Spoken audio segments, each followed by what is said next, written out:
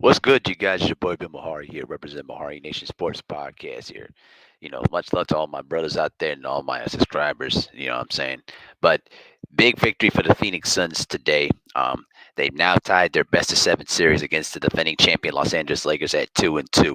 I thought that this was their biggest victory of the series by far after losing Game 3 on Friday night, and the Suns showed some resilience. They showed some grit and they took it to the LA Lakers. So here's my two analysis on that series. I'm sorry, at the game. Phoenix at the start of the game was the aggressive defensively. They forced 16 LA turnovers, and when the Suns were able to force those turnovers, it allowed them to run the floor and get some easy opportunities to score. And they were able to do that by scoring 19 points off of LA's turnovers. And the big thing was that they were able to go inside and attack. They were able to outscore Los Angeles in the paint 44-36. And the big question I had heading into game four was the health of Chris Paul. And because remember, he bruised his right shoulder in game one and has not been efficient, in the last two games.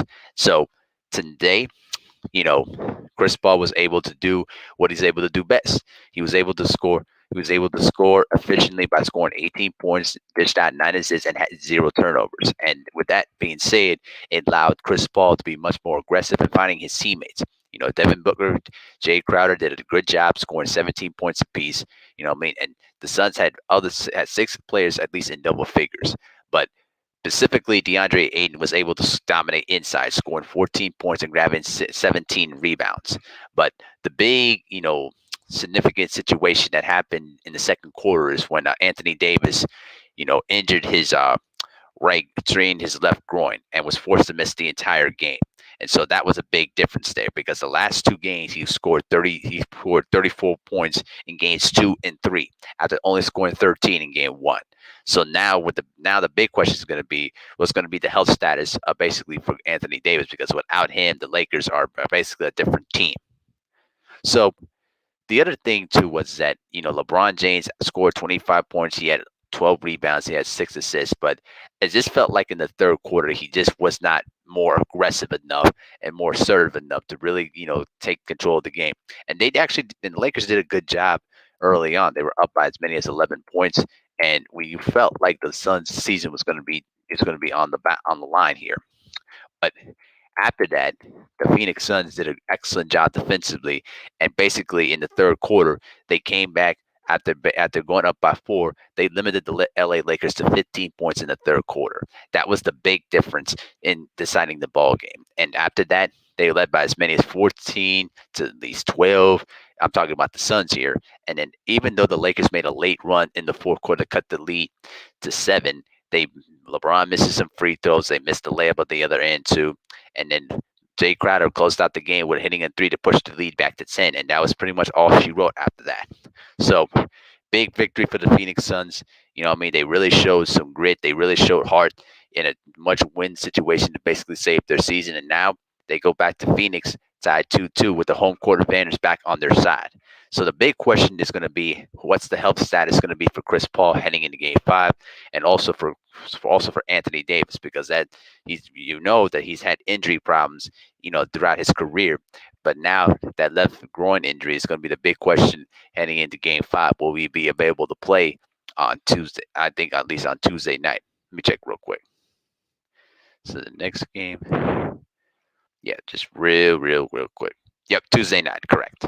So yeah, both these teams are going to play Tuesday night in Phoenix. It's going to be a very, very tough, tight series from here on out, guys.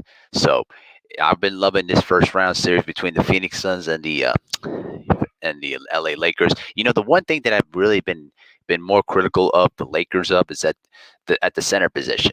You know, I've always felt that Marc Gasol should be the starter.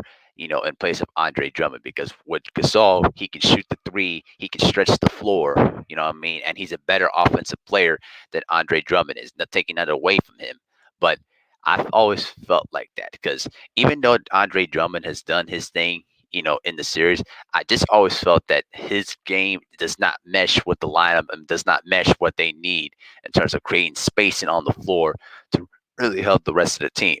And so And Drummond only played 19 minutes and only scored 5 points and 10 rebounds. So it's not enough.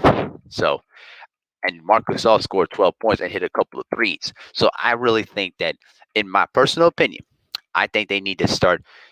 They need to put Marc Gasol at the five, and put West and basically put Wes Matthews at the three. You know, what I mean, to create more space in for the on the floor for LeBron James to create. In the event if Anthony Davis cannot go Tuesday night. So that's just my 2 cents. But congratulations to the Phoenix Suns. Big victory for them to tie the series at 2-2. But it's gonna be a war from here on in, you guys. You know, the Lakers made their adjustments after losing game 1.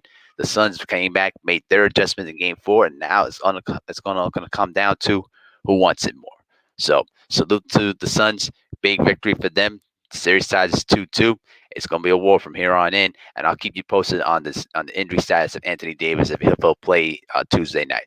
So that's my 2 cents. Let me know what you think in the comment section below. And with that, I'm out. Peace.